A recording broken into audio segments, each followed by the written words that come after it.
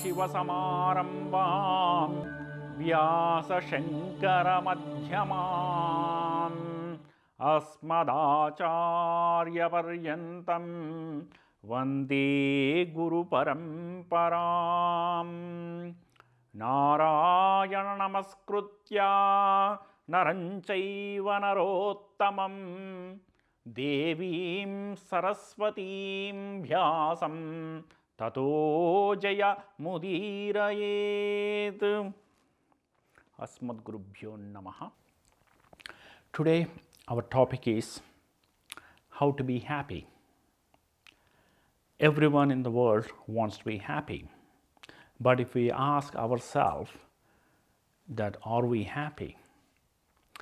Unfortunately, the answer is no.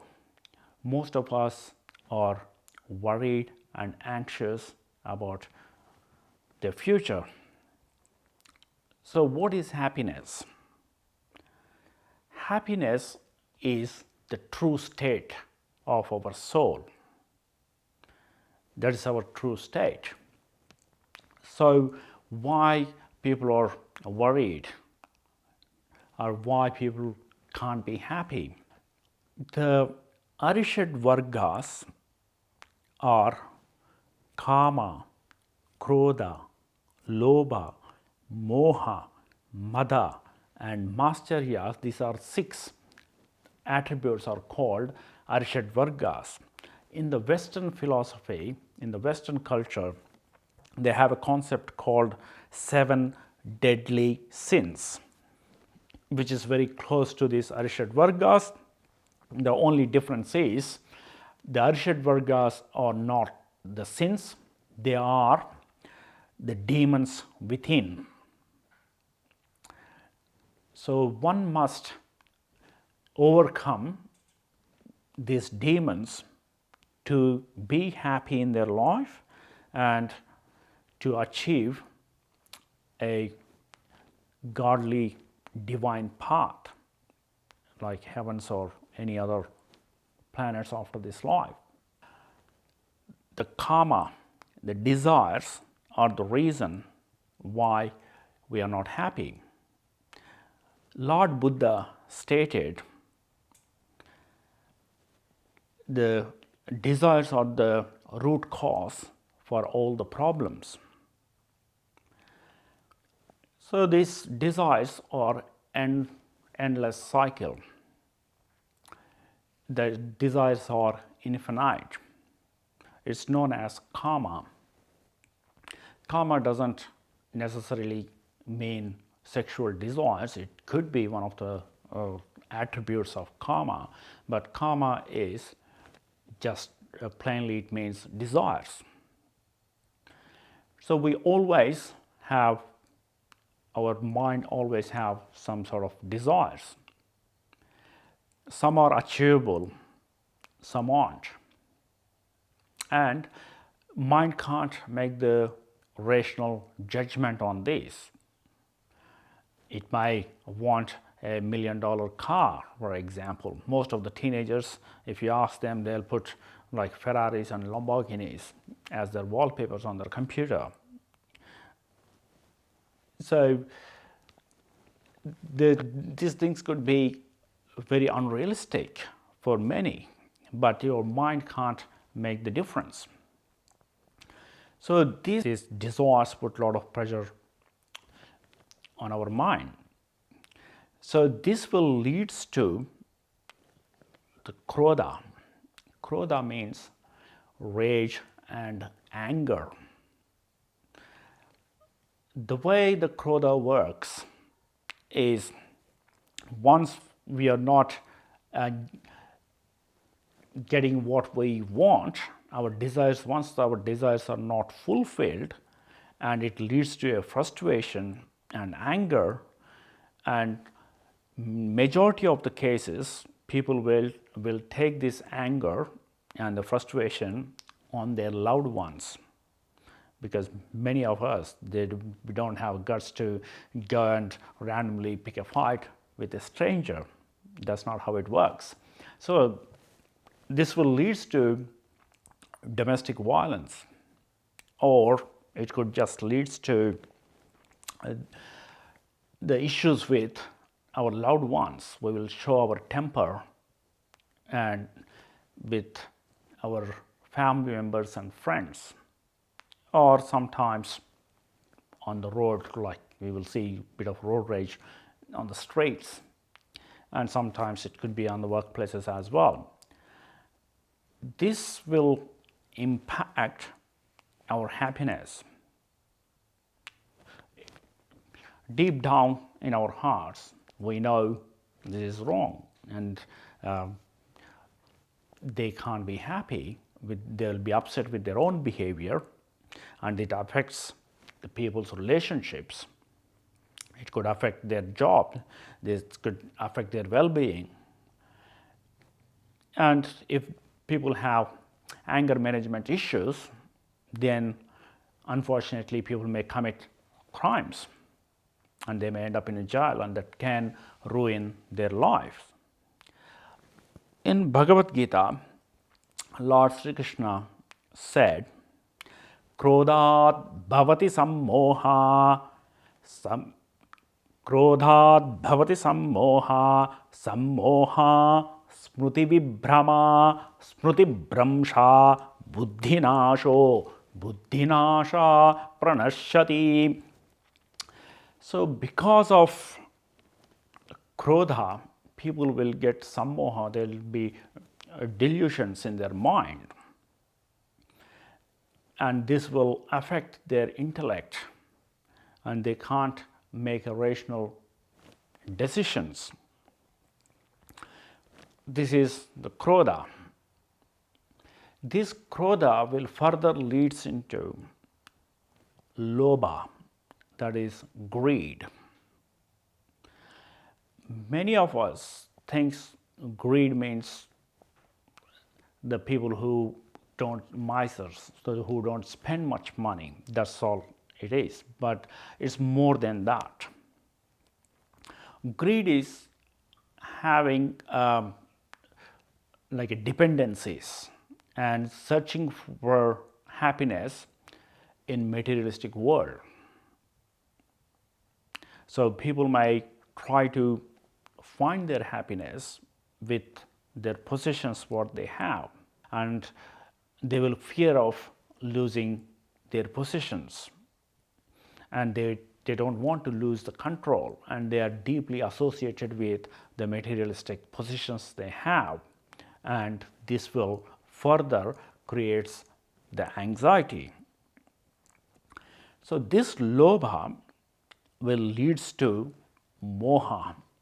Moha is where we have a deep affection or a deep attachment with the possessions. So many of us, they will suffer because we refuse to let it go. Sometimes the easy solution to the problem may be just let it go. The things, by holding on to it, will cause more suffering than actually simply give up and leave it. So many of us, we don't willing to do that. So we try to, because of the moha, we try to stick to the stuff even though that is the root cause of all the problems. Sometimes people, they don't want to move from their job. They feel very insecure, though they know that they're not happy with it, but they don't dare or they don't risk to like change the job, for example, or from changing from the place to place, or it could be a relationships, or it could be anything. But most of the time, even though if something is not working, people will try to hold to the same thing, and they refuse to take any advice from anybody because of the moha. Even if someone else from externally, they can see the problem and then they offer the solution, but still people will not take that kind of a right advice, and they continue to suffer because of moha.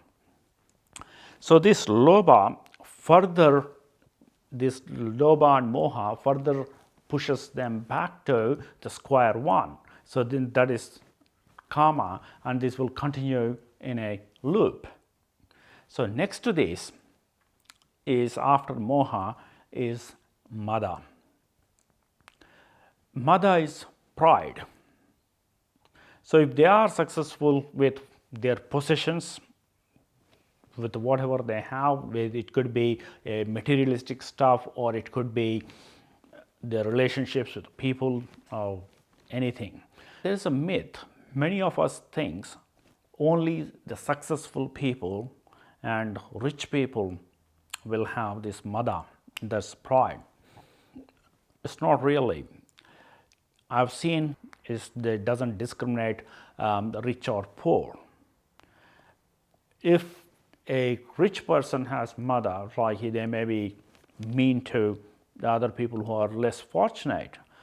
If a unsuccessful person or a poor person has mada, then instead of taking responsibility for their problems, they try to blame others for their problem. They will never take the responsibility of anything.